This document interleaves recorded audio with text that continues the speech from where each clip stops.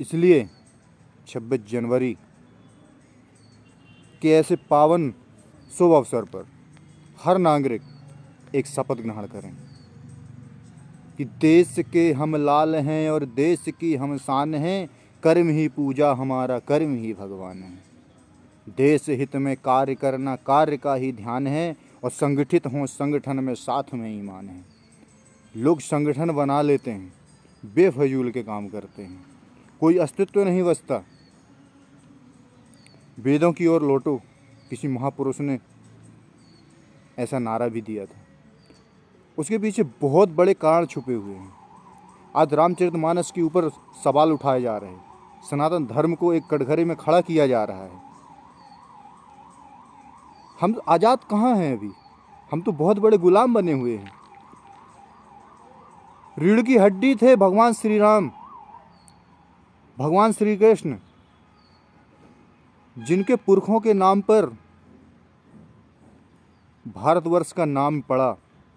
आज उन पर सवाल खड़े किए जा रहे हैं। हम अपने बच्चों को, हमारी पूरी युवा पीढ़ी रामचरितमानस से बहुत दूर होती जा रही है। जुड़ें, समझें रामचरितमानस को, सवाल उठाने वालों को हम जवाब दे सकें। इसलिए कहता हूँ, हम आज़ाद नहीं हैं अभी। देश का सिपाही हूँ, मातृभूमि का रक्षक हूँ, जो दुश्मन सीमा लागेगा उसके लिए मैं भक्षक हूँ। कसम खा लूँ, सीमा पे हरदम डटा रहूँ, सीने पे गोली झेलूँगा। हर नागरिक की तरफ से कह रहा हूँ, सीने पे गोली झेलूँगा, जो दुश्मन सीमा लागेगा सीमा से उसे मिटा दूँगा। क्यों? मुश्किल से मिली है आज़ादी, आज़ादी कायम रखेंगे, और गद्दारी करने वालों की गर्दन पकड़ दबा देंगे। इतिहास साक्षी है, गद्दारों की वजह से हमारा देश सैकड़ों साल गुलामी की जंजीर में जकड़ा रहा। ब्रिटिश जब यहाँ से भारत छोड़ रहे थे, तब एक ब्रिटिश ने कहा था कि जब हम सन 57 में प्लासी और 64 में बक्सर का युद्ध जीते थे, उस टाइम पे ये पूरे भारतीय हमारे ऊपर फूलों की वर्षा कर रहे थे। यदि यही भारतीय फूलों की जगह पत्थर बरसा दिए होते तो हम उसी टाइम दफन हो जाते। क्या था ये? हमारे में एकता न होने की वजह से ऐसा हुआ था। पड़ोसी राज्य में यदि हमला हुआ है तो वह राजा उसका जवाब दे, हमें उससे क्या करना। लेकिन अब ऐसा नहीं होने देना है। चाहे बारूद का ढेर मिले या पड़े तोप से लड़ना, लेकिन हमने यह ठाना है भारत के लिए जीना मरना। मुश्किल से मिली है आज़ादी, आज़ादी कायम रखेंगे, गद्दारी करने वालों की गर्दन पकड़ दबा देंगे। गद्दारों गद्दारी छोड़ दो, बोल दो आज सब, गद्दारों गद्दारी छोड़ दो और बाज आओ नादानी से। अब टक्कर लेना आसान नहीं किसी भी हिंदुस्तानी से।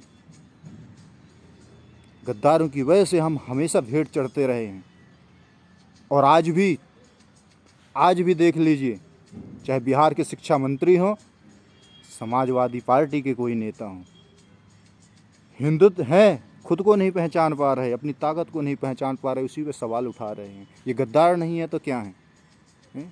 ढोल गंवार शूद्र पशु नारी सगड़ ताड़ना के अधिकारी। ये कह रहे हैं सबको रामचरितमानस ने सबको ताड़ना का अधिकारी बता दिया है। अरे मूर्खो, इसके विषय में जानो तो। ढोल कोई गंवार के हाथ में थमा दिया जाएगा तो क्या बजा पाएगा वो? यदि वही ढोल मास्टर के हाथ में पकड़ा दिया जाए जो उसको जानता हो, तो ऐसी ताल निकालेगा कि तुम मनमुग्ध हो जाओगे।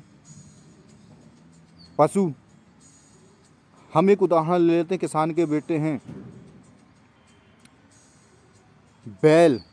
बैल को जब तक बताया नहीं जाएगा कि हम तुझे कहाँ रही टोचेंगे, तो आपको किस साइड मुड़ना है, बार बार टोचते हैं कि इस साइड मुड़ना है, अब यहाँ टोचते हैं तो इस साइड मुड़ना है। उसे बताया जाता है, उसको ताड़ना नहीं कहते, उसे समझाना कहते हैं। लेकिन हमारे मूर्ख कुछ लोग कह रहे हैं कि ताड़ना के अधिकारी हैं। ताड़ना के अधिकारी नहीं, एक नारी, यदि नारी को जन्म से लेके अंतिम छोर तक यदि उसे ताड़ के न रखा जाए, नारी को लक्ष्मी कहा गया है, लक्ष्मी लुट जाएगी हमारे देश से। ताड़ना का अधिकार है उसे। पैदा हुई तो बाप महतारी, माता पिता, जवान हुई तो भाई, शादी के बाद पति, बच्चे हुए तो बच्चों की हिफाजत, माँ की हिफाजत बच्चों के हाथ में। तो सकल ताड़ने के अधिकारी, इसलिए इन्हें ताड़ना का अधिकारी बताया गया है कि, लेकिन कुछ दूसरे एंगल से ले रहे हैं। कल तो ये कहेंगे, इसलिए रामचरितमानस का ज्ञान होना हमारी युवा पीढ़ी के लिए बहुत आवश्यक है। रग रग में रस मानवता का जो आता रम जाता है, रखता है अपनी शरण में भारत शरणार्थी बन जो आता है। स्वामी विवेकानंद बहुत कम आयु में विश्व विजेता बन चुके थे, आज तक पूरा विश्व जानता है उनको। ये प्रखर भारत है, जीवंत भारत है, अमर भारत है। भगवान श्री राम भगवान होते हुए भी 14 बरस वन बरस भटकना पड़ा है, तब जाकर के वो मर्यादा पुरुषोत्तम बने हैं, तब जाकर के उन्हें राजयोग मिला है। तो हम तुम क्या हैं, ऐसे आसानी से आंदोलन कर रहे हो आप? तेल महंगा है, डीजल महंगा है, राशन महंगा है। यदि आप यही आंदोलन रामचरितमानस को राष्ट्रीय पुस्तक बनाने के लिए करें, रामचरितमानस को, महाभारत को अपने पाठ्य काव्य में उतरवाने के लिए सरकार से लड़ें, या फिर लड़ते होते तो अभी तक आप कहाँ पहुँच गए होते? इसका जवाब आपके पास है। इसीलिए फिर से कहता हूँ, चाहे कुछ भी समय आए, हम सब एक रहें।